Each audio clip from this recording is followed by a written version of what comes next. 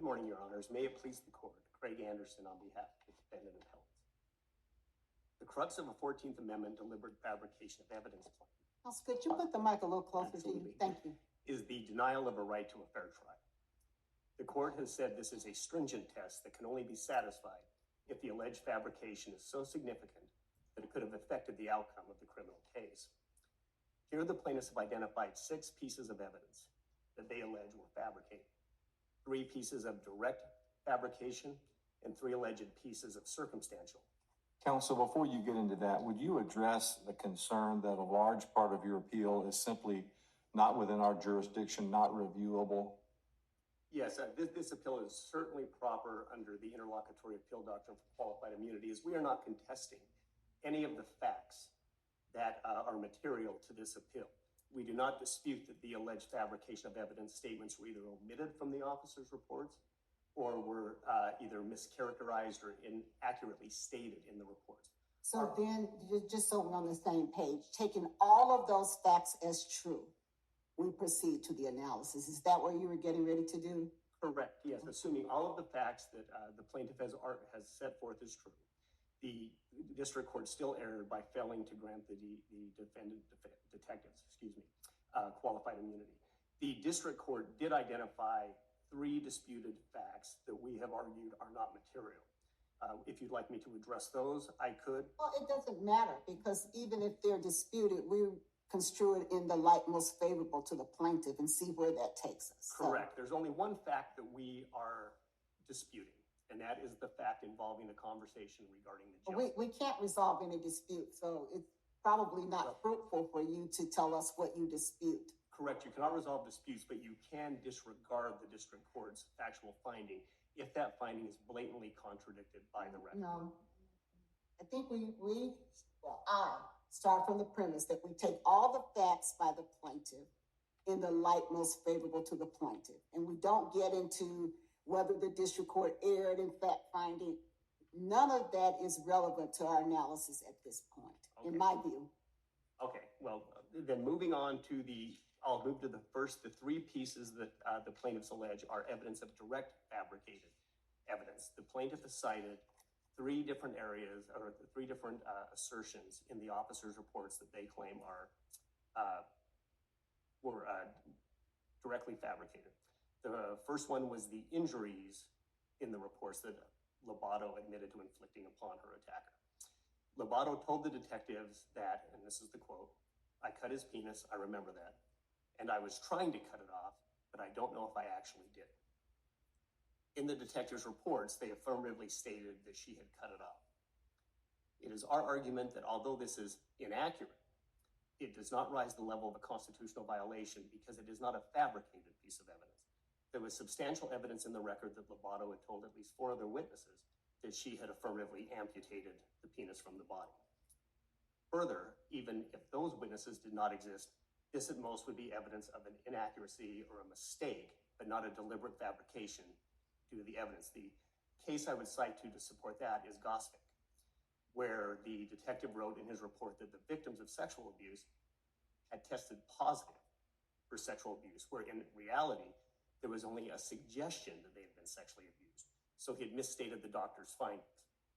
So it would be the argument on that direct fabricated piece of evidence that it does not rise to the level of constitutional violation, because although it is inaccurate, perhaps careless, it is not fabricated.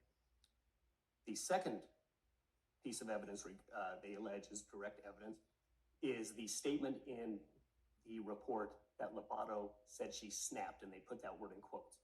It is true that in her interview, she never said she snapped. However, she did say, "After I grabbed his penis and pulled out my knife, everything went black, and I don't remember what happened after that." So our argument on that statement is that that is a fair representation of the evidence, although slightly inaccurate. There was evidence in the record that could support the detective's subjective interpretation of her statement that she snapped. There is no evidence that he fabricated that occurred or that he made that statement up. They also point to this question asked by Detective La Rochelle during the interview. This is not in the reports, but he stated to Ms. Lobato, "Now, you said earlier you completely lost it. It is true that Ms. Lobato never said she completely lost You it. said it's not in the reports? That statement is not in the reports, completely lost it. That is simply in her statement. The detective asked her, the detective prefaced a question with, you stated earlier you completely lost it. And that was in reference to her statement, everything goes black, and I don't remember what happened after that. But he never said that she said that. He had paraphrased her earlier. So that's just a subjective interpretation of something she had said earlier. And when he asked the question, she never said, hey, I never said that, or that's incorrect. She answered the question. So, and because that's not in any of the reports and was simply in the flow of a conversation of questions and answers, I don't believe that that could rise to the level of a directly fabricated piece of evidence. He was simply asking a question to follow up. The final one is the holding cell one, which we talked about, where in Detective Thousands' report, he states that when they went to the jail, Ms. Lobato commented that the cell reminded her of the area where her attack had taken place. And that is found in both the arrest report and in the officer's report. Ms. Lobato has never said that did not occur. This is the disputed fact that we were talking about. At her 2002 criminal trial, she admitted— But the point is, did she deny making that statement? No, she admitted to it in the 2002 criminal trial. There's a dialogue between her and the prosecutor where she admits to this statement, admits that it happened, and explains it away. At her deposition, she said, I don't remember making that statement. She never said she did not. So 20 years after the fact, her testimony was, I don't remember making it. But that's not sufficient as summary judgment to create an issue of fact on that issue, based upon the fact that in 2002, she admitted to making the statement. And so they have construed that that's a denial, but she never denied it. In fact, she says, I don't think it's something I would have said, but she later admitted it's possible she said it. And that's on 11 ER 2482 and 2485. And don't you think that raises an issue of fact that we are not authorized to resolve at this point? If she creates some doubt about it, then we just assume her version of the events, the version most helpful to her, instead of going to try to parse out whether or not it's a material issue of fact. I think you probably would be better served to just not quibble about whether or not it's a material issue of fact and talk about why you get qualified immunity, even if we attribute those in the light most favorable to her. Okay, and I understand Your Honor's position. I would say under Wilkinson v. Torres that because, and I would agree with you that it survives a motion to dismiss, but there is not any concrete evidence where she says, I never said that.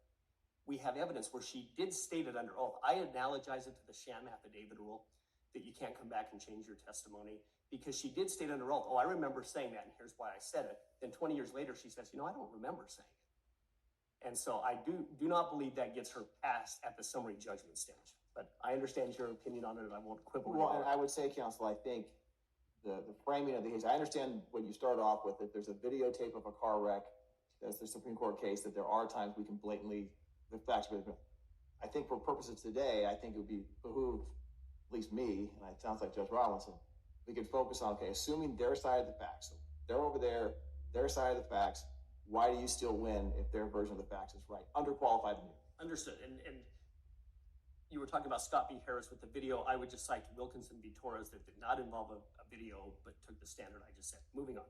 So those would be the three pieces of evidence that they allege are evidence of direct fabrication. And as stated, the two ones that we're not quibbling about are simply inaccuracies or misstatements, but they're not fabricated evidence because there was substantial evidence in the record supporting those statements in the report. Moving on to the circumstantial evidence, which is the mischaracterizations of her statement and the omissions. I'll start with the omissions.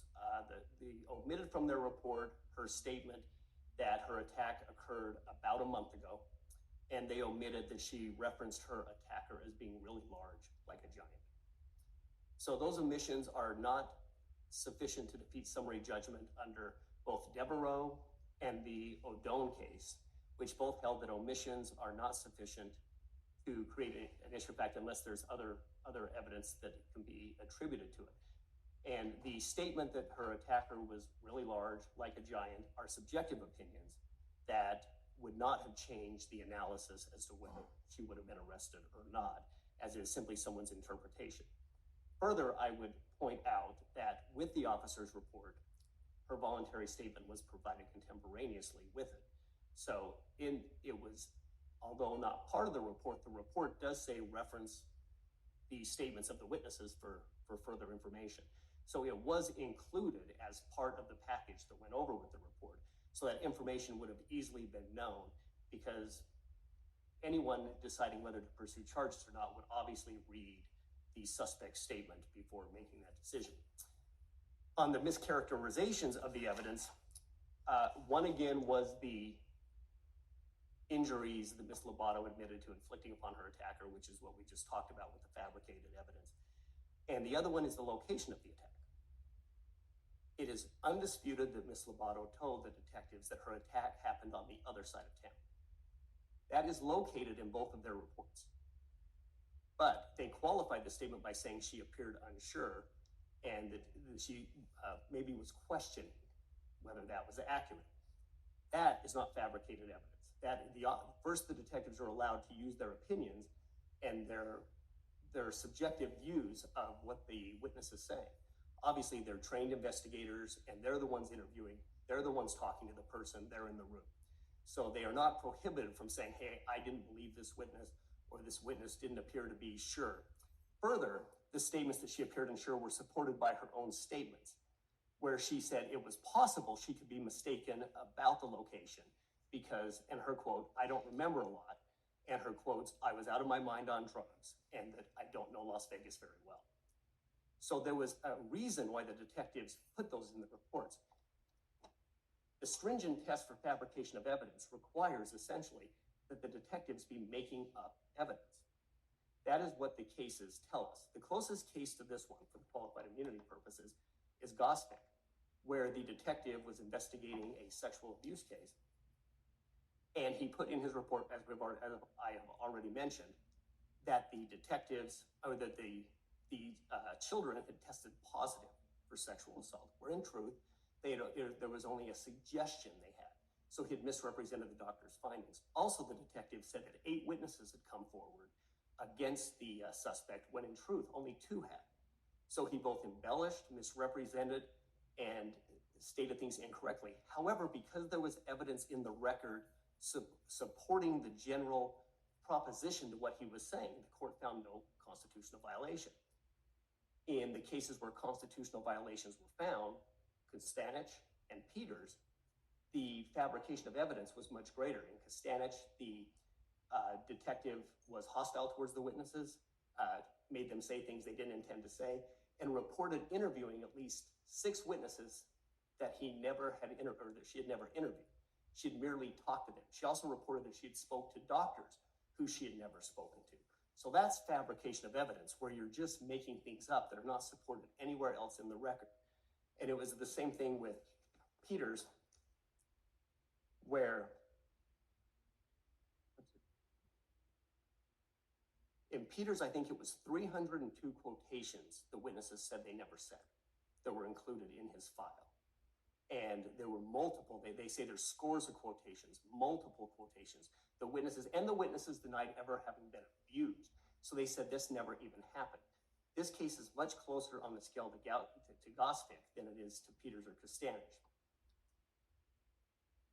Your honors have any questions? Well, so I was going to jump in there. I anticipate opposing counsel was going to say, here, under our view of the facts, the officers misled as to where the crime was committed, the time it was committed, who the description of the victim, and the severity of the attack. And if we're right on those facts, the officers were clearly on notice in 2001 that you couldn't do those things. So I don't know what they're going to say, but my guess that's where they're going. What's your response to that? On the timing, there's no misrepresentation. The detectives. Well, no, let's not re-argue the facts. They're saying under their version of the facts, this is what it is. So we can't re-argue those. If they're right, I'm not saying they're right, but in the odd jurisdictional position the Supreme Court has put us in for these cases, maybe they'll rethink about this whole process another time. But since we're here, we have this kind of weird argument, right? Where you can't really argue your case. You have to kind of accept their case and argue why they still lose. So assuming that they can prove to a jury, I'm not saying that they're right, and you don't have to agree with this, but just assume that they can prove to a jury those four things. What is the case law, or was there case law at the time to put the officers on notice that they shouldn't be doing those kinds of things? Are you saying that the officers could do those things, or that's what I'm trying to piece through. Okay. At this phase, I agree. Before the district court, you got a whole bunch of arguments. Before us, we're kind of handcuffed up here with what we can do. Okay, so to argue that as a legal matter, so on the two omissions, the timing and the size of the attacker, the law says that is not a constitutional violation. Okay, counsel, we've heard that argument. Okay. So if we disagree with you on that, Okay. if we say construing the evidence in the light most favorable to the plaintiff, there are constitutional violations here. Why don't you lose?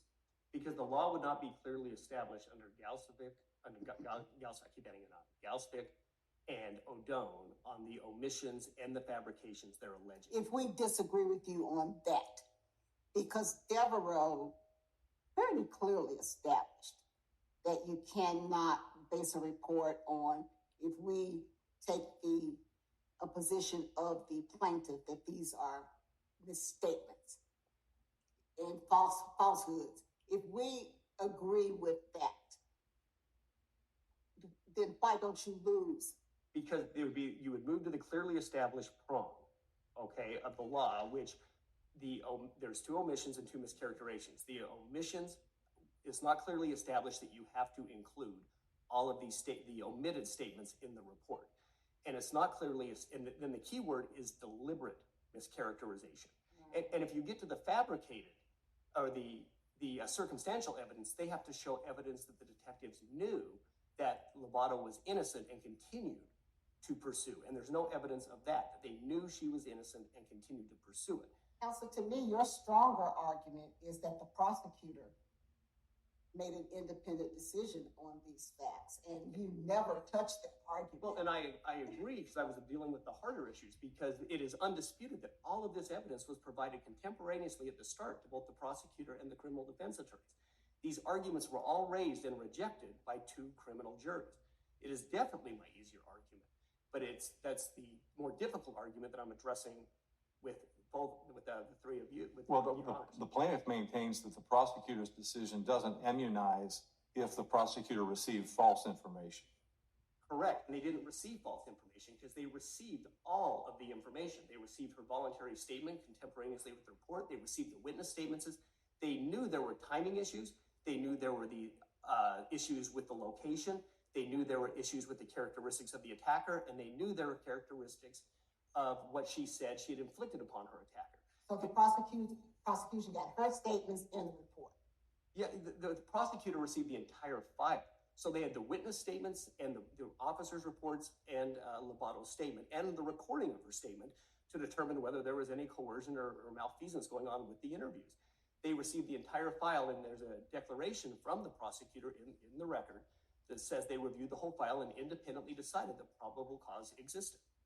All right. I'll reserve a minute for thanks.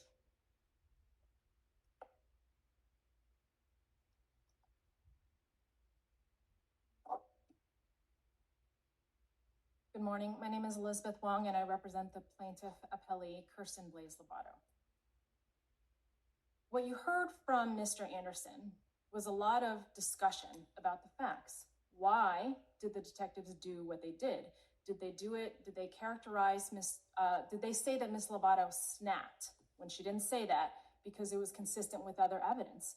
Was it because they were careless or negligent, or was it intentional?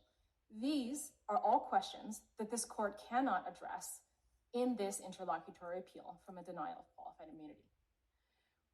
The reason the defendants can't help but contest the facts is because it was clearly established in 2001 that police officers could not fabricate evidence to accuse somebody of a crime that they did not commit. You cannot put in a police report that somebody said she snapped, in quotes, when she did not say that. You cannot put into a police report that she said the attack that she was describing from over a month ago occurred on Flamingo when she never said the word flamingo. So there's all kinds of things that the district court found a reasonable jury could determine were direct fabrications, and there was also evidence of circumstantial fabrications. For instance, on the issue of whether or not the detectives had any inkling that she was innocent, they had reams of exculpatory evidence and evidence that she was innocent. So for instance, she said that the attack occurred over a month ago. And this wasn't just her saying it. The detectives knew this from objective evidence. They knew it from interviewing Jeremy Davis, her ex-boyfriend, who said that he knew that she left her car at her place at the end of May, between May 25th and May 28th of 2001. When she described the attack that occurred over a month ago, she was saying that right afterwards, she drove to Davis's house and left her car there. The detectives also had evidence of her innocence from Stephen Piskowski, Lobato's friend, who helped her pick up the car from an apartment complex near Davis's house on June 6th of 2001. The detectives put into their reports that these things, these exculpatory pieces of evidence, which they knew completely distinguished what she was describing from the homicide that they were investigating, they put that this incident actually happened the month previously. And so they were trying to characterize and put into a certain inculpatory light the evidence that they had gathered. And so and this leads me to the question about what the prosecutors knew. First of all, the prosecutor's declaration that was submitted in support of summary judgment doesn't really say anything. This court in the Caldwell case considered a similar declaration from a prosecutor in a fabrication case. And what the court said is that, first of all, the presumption of prosecutorial independence we're not holding that it applies in a fabrication of evidence case. And we submit that it should not apply in a 14th Amendment Why claim not? because Why shouldn't it apply if the prosecutor gets all of the evidence and independently decides, separate and apart from anything that the officers put in their reports, that there is probable cause? Why shouldn't we consider that? Because probable cause is not an element of a 14th Amendment claim for fabrication of evidence. Your due process right to a fair trial is undermined and violated anytime fabricated evidence is used against you in your trial to criminally charge you. But don't we have cases that say that the fair trial right is not compromised if the prosecutor makes an independent decision and it's not affected by the fabrication? Not in the fabrication of evidence context. So no. what case are you relying upon to support the premise that in the fabrication arena, the independent prosecutor theory is irrelevant, is inapplicable? What case says that? Well, this court hasn't said that it doesn't apply. In Right. Caldwell, it said it declined to decide the issue. So It said what? in Caldwell, the court what? declined to hold, Right. to rule on whether or not the presumption applies in a fabrication case. Right. And so I'm not sure it's fair to say that the independence of the prosecutor cannot be considered in a fabrication case because no case has held that. Well, I mean, there's cases outside of the circuit that talk, and actually within the circuit, for instance, I have in front of me Richards versus County of San Bernardino, where the court said the right that it would be anomalous to turn away a plaintiff who has been injured by deliberately fabricated evidence simply because that evidence alone was not sufficient to cause the conviction. The right to a fair trial is impinged either way. That's a different point. That's a different point. I'm asking you about the independent prosecutor issue, and if any court has ever said that the taint, if you will, is not removed if the prosecutor independently comes to the same conclusion of guilt. I mean, for instance, in the Third Circuit, in the Halsey case, has talked about how your fair trial right under the due process clause of the 14th Amendment is violated regardless of whether the prosecutor knows of the evidence. But most importantly, here, you don't have to decide that question. You do not have to go out and decide in this case whether or not the presumption of prosecutorial independence applies here, because the prosecutor did not know of the officer's fabrications. And when you look at the prosecutor, they know if the prosecutor saw all of the evidence. if they saw the reports and they saw her statements and the prosecutor could look at the difference between those and see that there is some discrepancy, why wouldn't they know that there is some discrepancy in possible misstatements or omissions or whatever they may be? Because not everything that the officer said, Ms. Lobato said in her discussion with them, was in the interview, was in the recorded part of the interview. So for instance, the fact that they put snapped, that she said she snapped in her report, their claim is that she said that before they turned on the tape. And when you look at the officer's report, which is at ER 2380, the officers don't parse out what they're saying. They're not summarizing what she's saying in the recorded interview versus what she said before. They just say, here's what she told us in our conversation and or her statement. They put a bunch of things in quotes that she didn't say, such as that she said she snapped. And by the way, the district court found that a reasonable jury could determine that that was an effort to gloss over the huge differences between what Ms. Lobato was describing as an attempted sexual assault and this heinous, terrible murder of Duran Bailey, which was on the other side of town, occurred at a different time in a different location. Counsel, it would seem to me that the answer to Judge Rollinson's point, or one potentially, is that is ultimately a factual decision as to whether the prosecutors really did have all the evidence or not, and we can't make that here. Am I missing something? I mean, isn't that the better answer? Yes, that is the better answer. And that is what the district court said. The district court found that a reasonable jury could find that the fabricated evidence had a substantial controlling impact on the prosecutor's evaluation of the case and their theory of the case. And the district court, and as you are aware, there were 22 volumes of excerpts of records submitted to this court. We saw. Yeah, the district court had all of that information. The district court also received supplemental briefing. The district court had an oral hearing where it went through with Mr. Owens and Mr. Anderson all of the pieces of evidence. The district court evaluated the evidence very carefully, and that is not something that this court can look at in this posture. At the end of the day, the question of whether or not the prosecutor had all of the information in front of it is a factual question. The district court found that there was a genuine dispute of material fact. And as Judge Fitzwater pointed out, when a prosecutor does not know of the fabricated evidence, you can't say that the presumption of prosecutorial independence applies, even if you were to find that it applies in a 14th Amendment due process claim like this one. With respect to the findings of the district court, as you know, we've talked about, and I think it's clear that the totality of the fabrications, both the direct and the material omissions, are what led the district court to find that a reasonable jury could find fabrications here. And when the defendants talk about what their intent was and whether or not the facts were material, they're not really disputing materiality. What they're actually disputing is the sufficiency of the evidence.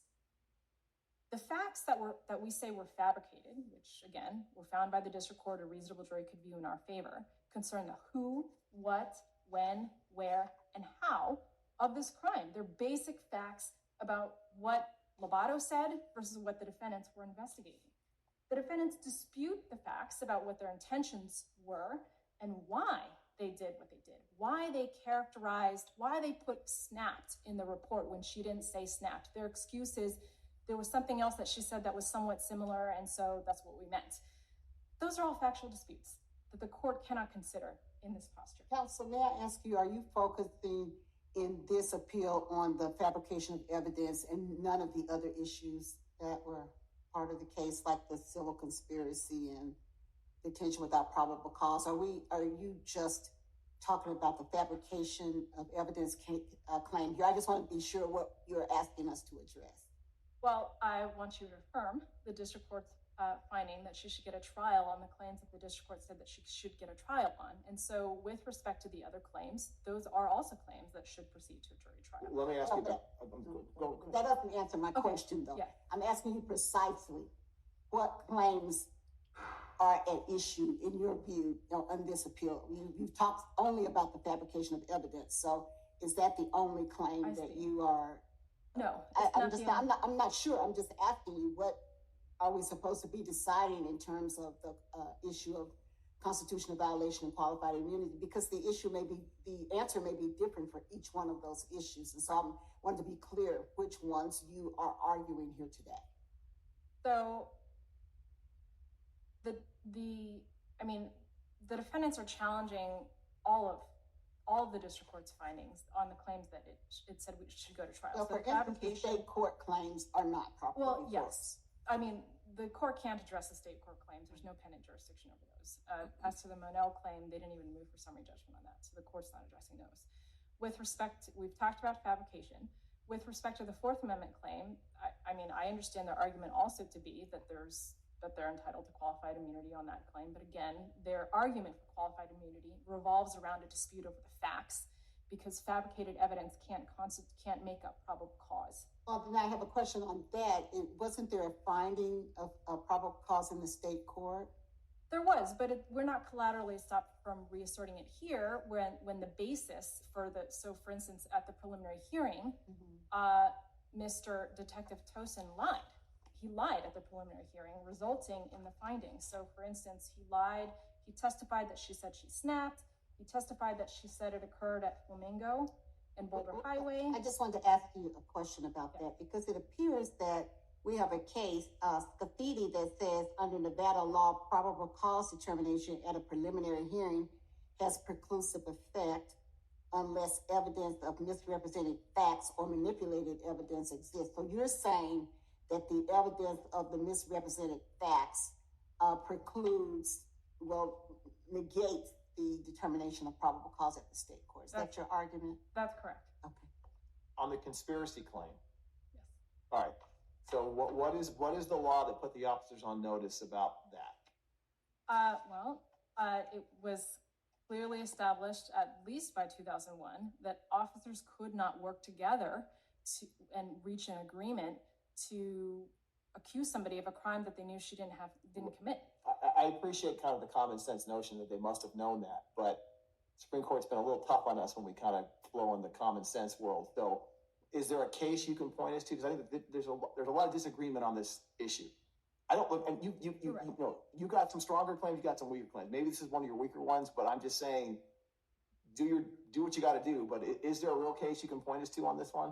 I don't have a case that I can point you to. I can, in our brief, we cited two cases, and honestly, these cases predate Ziegler. So, but there are cases, for decades that this circuit has allowed conspiracy claims to go forward when they involve, detectives or officers from the same police department. How does Ziegler change that? We have the arguments that we made in our brief, which is it's Section 1985, this is Section 1983. I recognize that it's one of our more difficult claims. Okay, no, that's fair. So, are there additional questions on any of the claims? So I guess I would conclude by saying that Mr. Anderson, when he talks about the fabricated evidence, the direct and the circumstantial, he lists them off. The district court did the same thing. It talked about the fabrications concerning the date of the attack, the location of the attack, the time of the attack, the identity of the attacker. But it's not just about each of these things individually. What the district court found is that when you look at them both individually and cumulatively, what the detectives were doing was taking statements that she made about something else that happened at what they understood, what they knew or should have known was at a different time, date, and location involving a different person, and made it look like the crime, the homicide that they were investigating. The police reports summarized and characterized all of the evidence that they did give over to the prosecutors. There were recordings of the witness interviews. There was the recording of Ms. Lobato's interview. But it caused the prosecutor to view all of this evidence in a different lens. The only people who had ever accused, Ms. Lobato had told a number of her family and friends about the attack on her in May of 2001. She told them about it in June. The detectives knew that her family and friends had heard that from her before the murder of Duran Bailey. But the only people who ever accused her of this crime, the murder of Duran Bailey, were the officers. And so when we think about the package of information that was given over to the prosecutors, not only was there information that wasn't given to them. So for instance, it's not just about Lobato's reported interview, but it's about the other witnesses. And we've got the depositions and affidavits from Dixie Tienkin, from Stephen Piskowski, who talk about how there was a large part of their interviews that were not recorded, where they told the officers that what they were investigating was something different than what Ms. Lobato told them about. That information was not given over to the prosecutors. But when we look at the package of information that was given to the prosecutors, every step that the detectives took, every statement in their police reports that they attributed to her that she didn't say, every omission, all of these things were geared towards one purpose, and that was to fit what she was saying into the box that they were investigating, into the homicide that they were investigating. Otherwise, there would be no reason for them to write police reports and that summarize all of the evidence. You would just give all the evidence to the prosecutor and let the prosecutor sort through it. The entire purpose of these reports containing the false statements and the material omissions was to lead the prosecutor down the path of seeing this as a confession to this homicide to this murder that she did not commit. With respect to the Gausvik and O'Doan cases, this case is not a case about technical inaccuracy. In Gausvik, you got an officer who wrote that the sexual abuse was positive as opposed to consistent with. That doesn't even change the meaning. That's not what we have here. We've got the officers attributing things to Miss Lobato that she did not say that make it look like she was describing a murder that she did not commit. So for instance, when they leave out that she said the attacker was giant or really big, that, the district court found, a reasonable jury could find made a difference because she was describing somebody else. The detectives knew that Duran Bailey was slight of frame. And so those two cases are factually in opposite here. The only way that they could apply is by contesting the district court's conclusion that a reasonable jury could find that they deliberately fabricated evidence. This is not a case about technical inaccuracy. It's not a case about negligence. It is a case about saying that somebody said something they didn't say, writing it into a police report. And it's been established in this court for decades that there's no minor amount of perjury or false evidence that's somehow actionable. And here, a reasonable jury could find that it was not minor because they accused her of something that she did not commit.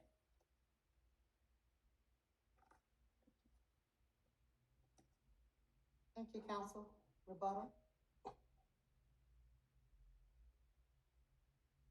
Briefly, I would like to point out that they're saying they shaded their investigation to conceal this evidence. Well, the officer's report clearly puts any reader on notice that there's a timing dispute. The detectives have included the statements from Renninger and Piskowski where they said Lobato had reported this in May, and other witnesses placed the timing of her attack prior to the July 8th event. That is in the officer's report, and any reader would know that. The officer's report tells the reader there's a different location provided by Lobato. And then with respect to the injuries, it does state that Lobato said she cut it off, but there's also references to other witnesses who said she stabbed him in the abdomen. She swiped one time. So all of these issues were known to the reader, that disputes existed as to the timing, the location, the characteristics of the injuries. So they were not fabricating to shade or hide. This would have been known to anyone who read it, and obviously in her statement, which is where everything comes from. And I would also just point out quickly in the last 33 seconds, these witnesses were four of the witnesses were deposed, and they all testified that everything they said is in their voluntary statements. The detectives did not coerce them, did not try to influence them. that all of their statements are accurate and truthful.